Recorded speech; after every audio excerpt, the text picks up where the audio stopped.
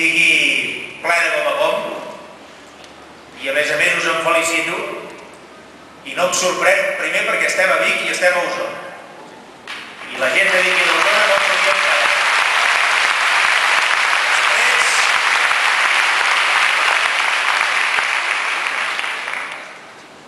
Després perquè és la tònica de la nostra campanya.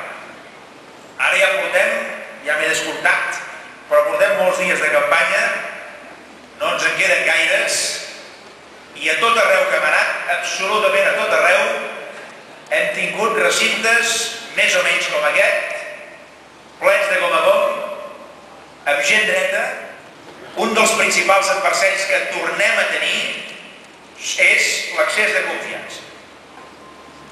Ja va passar així al començament d'aquesta campanya electoral. Les enquestes ens anaven tan bé en aquell moment que podia provocar aquest excés de confiança. I aquest és un gran adversari en aquest moment. Després, en el pas de la campanya, va semblar que hi havia un moment que perdíem alguna posició. Va semblar. I ara, a pocs dies del final de la campanya, sembla que recuperem algunes posicions més, que anem pujant, per entendre. Jo reclamo per Catalunya un govern fort, i el necessitem, aquest govern fort, per poder prendre decisions, per liderar el país, per enfrontar-nos a les dificultats.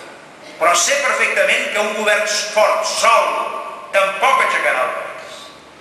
Un govern fort necessita al seu costat, no darrere seu, al seu costat, una societat que es posi en marxa i que es cregui el futur d'aquest país. I no només que se'l cregui, sinó que hi cregui i que estigui disposada cadascú a posar-hi el seu gra de sorra, la seva iniciativa, perquè el país s'aixequi i fins i tot, en molts sentits, s'enlaivi. I jo estic convençut que això és possible i que el fet de tenir un govern fort a Catalunya seriós i responsable, que tingui un camí i que el traci, és un instrument al servei d'aquest futur. Només és un instrument.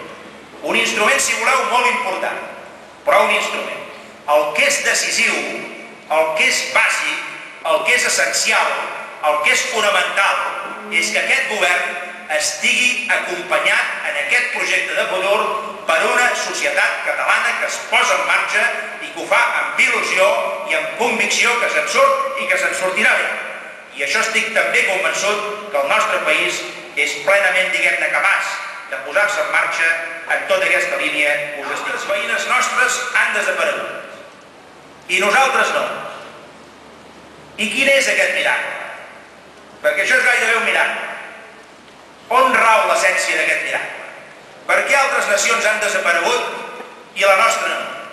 Per què aquesta nació catalana, que està encaixada, està empaltada entre dos grans estats, dos grans imperis en el seu moment, que són França al nord i Espanya a l'altre costat, Espanya a l'oest. Dos grans imperis, dos nacions poderoses, amb molta més gent que Catalunya, demogràficament molt més potents, econòmicament molt més potents durant molts moments de la nostra història.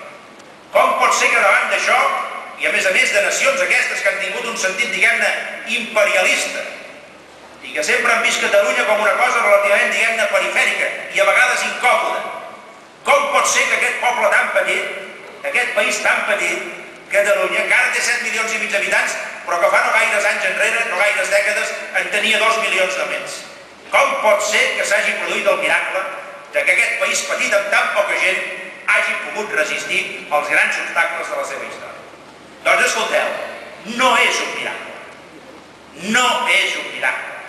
El que hi ha hagut, el que hi ha i el que jo estic convençut que hi haurà, i aquest és un motiu de gran confiança en el poble català i en el futur de Catalunya, és un munt de gent en aquest país, un munt de gent anònima, d'aquesta que segurament no surt enlloc, però que sempre està a peu de carrer, que sempre està a peu de taller, que sempre està a peu de fàbrica, que sempre està treballant d'una forma o d'una altra. Un munt de gent, una riuada de gent, que s'han cregut sempre i que han exercit sempre com aquella gent que creuen que Catalunya és una nació. I aquesta gent que creuen que Catalunya és una nació, que estan disposada a treballar per ella i a lluitar per ella, aquesta gent són la gent que han fet per viure la nació catalana. Doncs bé, fixeu-vos quants motius de confiança hi ha en el present i en el futur de Catalunya.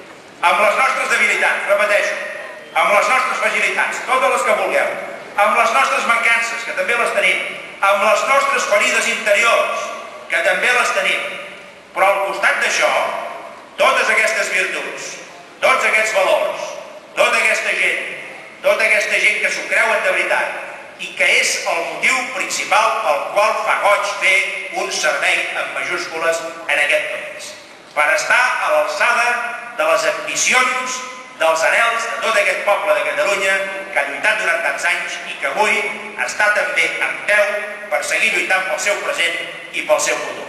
Al servei de què? D'una Catalunya millor, com diu el nostre eslògan, d'una Catalunya millor. Millor per la seva iniciativa va passar. Doncs va passar que hi havia partits que molt clarament es veien que el que van és a provocar una divisió lingüística a dintre de Catalunya. Volen una Catalunya on el català perdi pistonada. I sabeu per què? Perquè saben que l'idioma, i el català en aquest cas, és el nervi de la nació catalana i de la seva cultura. I el que saben que aquest és el nervi principal, per això el volen igualir, per això el volen dir. Doncs bé, plantem cara i barrem el pas a tota aquesta gent que des de dintre alguns, i sobretot des de fora la majoria, volen que Catalunya sigui simplement un país aigualit, un país relativament marginal i secundari.